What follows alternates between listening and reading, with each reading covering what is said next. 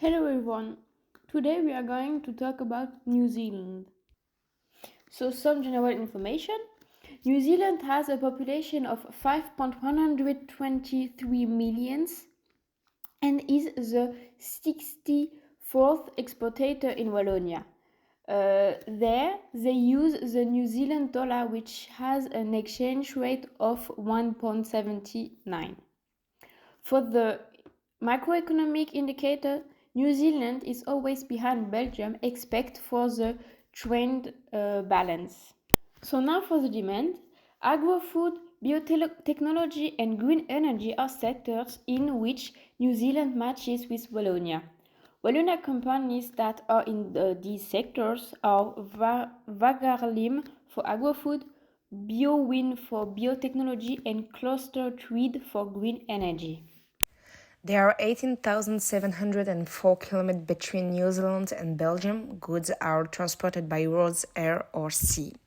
The main risks associated with transport in New Zealand are volcanic and seismic activity. Narrow and winding roads are also part of the risk. In Belgium, the risks are more related to traffic density, and the climate in New Zealand is a temperate maritime climate, whereas in Belgium, the climate is temperate oceanic. About credit risk for the export transaction, the macro factors affect way much more Belgium than New Zealand. There's no differences for the short-term political risk and same for the medium and long-term political risk. And for the direct investment, political violence risk, expropriation risk, currency inconvertibility, and transfer restriction risk, there are no differences. These two countries are at the same level. In terms of regulation, we have a great point for opening a business in New Zealand, considering the tariff rate is only 1.9%, whereas Europe's tariff rate is 5.2%. So it's a great place to start exporting your products. To ensure safety, Europe and New Zealand are having an agreement to regulate sanitary matters in both their exports, especially on food safety, animal and plant health. Basic technical regulation for trade in New Zealand follow the same standardization as in Europe, so there are also some measures to prevent anti-dumping and countervailing. At this moment, no products are subject to countervailing in New Zealand. But be aware that New Zealand puts no barriers in terms of quantity, but directly on their products. So mostly in agricultural food to protect the biosecurity system. About culture, in both countries, the social hierarchy is very similar. There's a culture of collaboration and participation where employees are encouraged to participate in the decision-making process. Belgium's relationship with the universe is best described as a prosperous and diverse economy, while in New Zealand the economy is developed and diverse. In Belgium, we are more likely to include personal questions and jokes even when it comes to professional matters, whereas in New Zealand it's more about honesty and transparency.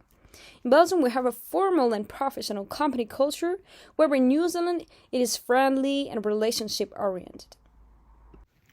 So, with the Lewis model, we will see the Belgium is on the purple and also on the blue, it's the New Zealand. We will see we have a linear, active, cool, and factual decisive player for the New Zealand, and the Belgium is between a multi-active and linear active.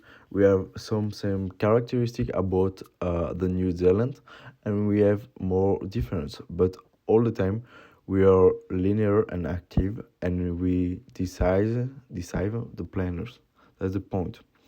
For the conclusion, we will see the New Zealand and the Belgium is totally different on the market, but we have same products. We have same product to sell, but we will see the population is totally different about the work, and also this. We have a difference of the geography and also on the world. That's the point. Thank you for listening.